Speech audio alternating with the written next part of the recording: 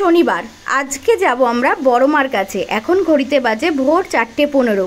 উঠেছি আধ ঘন্টা আগে। সারা রাত প্রায় ঘুম হয়নি বললেই চলে, কারণ একটা আনন্দ কাজ করছে এবং যেতে পারবো কিনা এই টেনশন কাজ করছে।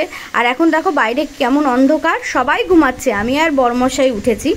আমাদের বনগাঁ থেকে সেকেন্ড ট্রেনটা ধরার ইচ্ছা আছে। চলো এবার ফ্রেশ হয়ে নিই, স্নান করে নেব। তো রেডি হয়ে এখন বেরিয়ে পড়েছি, বাইকে করেই যাচ্ছি আমরা দুজন স্টেশন পর্যন্ত, তারপর ওখান থেকে ট্রেন ধরবো। বাবান বাবিন যাচ্ছে না, কারণ ওদেরকে নিয়ে লাইনে দাঁড়ানো অসম্ভব। আর এদিকে আমাদের পাড়াটা এখন শান্ত, সব দোকান বন্ধ, শুধু একটা চায়ের দোকান খুলেছে। সবাই সবার মতো কর্মজীবনে জন্য ছুটছে, ট্রেন ধরার লক্ষ্যে ছুটছে। তো মেন রাস্তায় উঠে গেছি, আর চুলটাও শোকায়নি পুরোপুরি, তবু ভিজে চুলই বেঁধে নিয়েছি। কি করব, ট্রেনে উঠে চুলটা খুলে দেব। চলো যাওয়া যাক।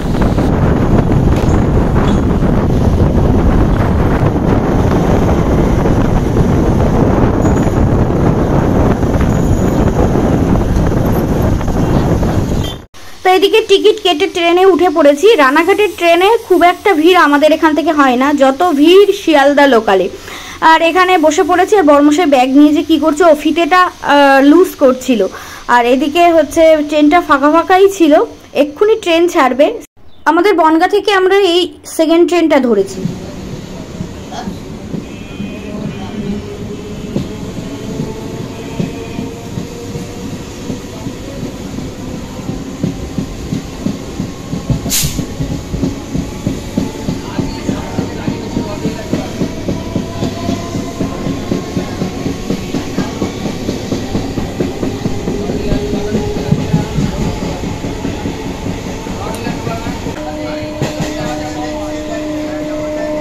তো এখানে রানাঘাট স্টেশনে চলে এসেছি। এবার এখান থেকে আবার ট্রেন ধরতে হবে, তারপর নৈহাটি পৌঁছাতে হবে।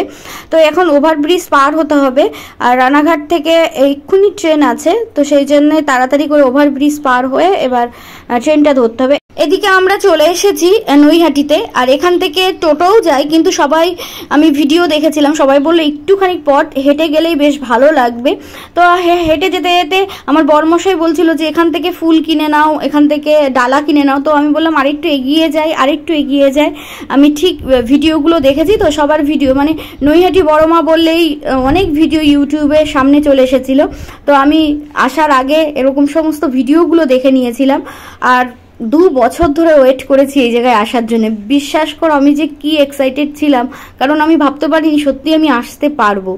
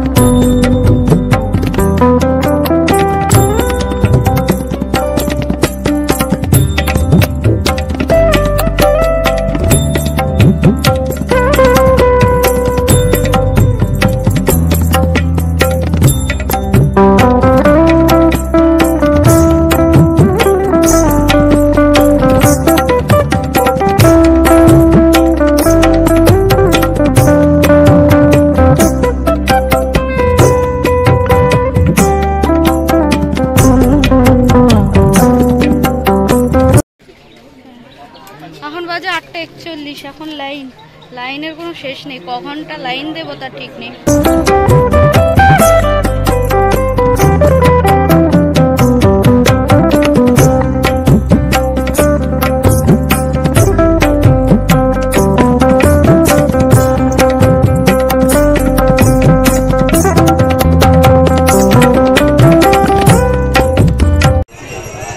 অবশেষে মেন রাস্তাটা কেমন লাগছে? এখন অনেক পথ।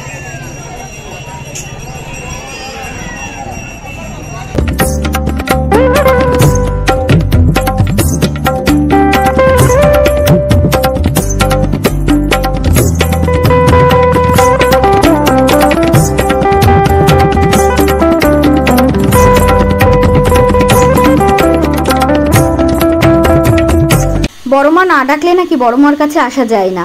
তো 2 বছর পর বড় মা আমাদেরকে ডেকেছে, তাই এবার আমরা আসতে পেরেছি। আর এখানে ইনি কি সুন্দর ছবি আঁকছিল, তাই তোমাদের জন্য একটু ক্যামেরা বন্দি করলাম ওনার ছবিগুলো।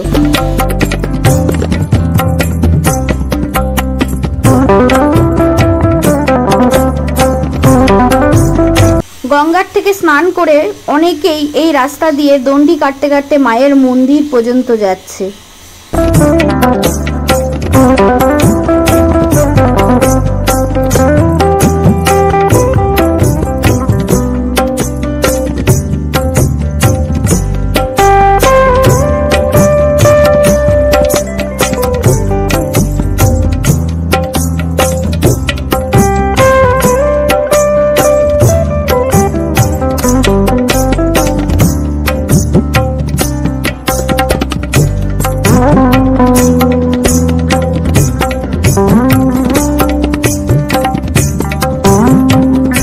অবশেষে মায়ের মন্দিরে প্রবেশ করলাম। আর বিশ্বাস করো, এখানে পা রাখার সাথে সাথে আমার যে কি একটা অনুভূতি হচ্ছিল আমি হয়তো ভাষায় প্রকাশ করতে পারবো না।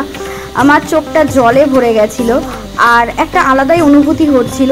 অনেক কিছু ভেবেছিলাম, মায়ের কাছে এটা চাইবো ওটা চাইবো, এটা কখনোই আমার দ্বারা সম্ভব হয় না, ভেবে রাখি। কিন্তু মায়ের ওখানে গিয়ে না শুধু একটা কথাই মনে আসে যে তুমি আমাদেরকে রক্ষা করো, তুমি ভালো থেকো, আমাদের সকলকে ভালো রেখো। আর এটা হলো মঙ্গলের বছর। সত্যি ভীষণ চিন্তায় আছি, চারিদিকে যেভাবে যা কিছু হচ্ছে এটা মানে এই বছর শুরু হওয়ার আগেই জানতে পেরেছিলাম, কিন্তু এগুলো যে এইভাবে সত্যি হয়ে যাবে সত্যি ভাবতে পারিনি। শুধু মঙ্গলের বছরটা খুব তাড়াতাড়ি কেটে যাক এবং খুব ভালোভাবে কেটে যাক, কারণ যা হচ্ছে আর যেন না হয়। অনেক কিছু চাইবো ভাবি, কিন্তু কিছুই চাইতে পারি না, শুধু 2 চোখ ভরে দেখে যাই। জানি না মন্দিরে গেলে আমার কেন এরকম হয়, অনেক কিছু চাওয়ার কথা ভাবলেও কিছু চাইতে পারি না।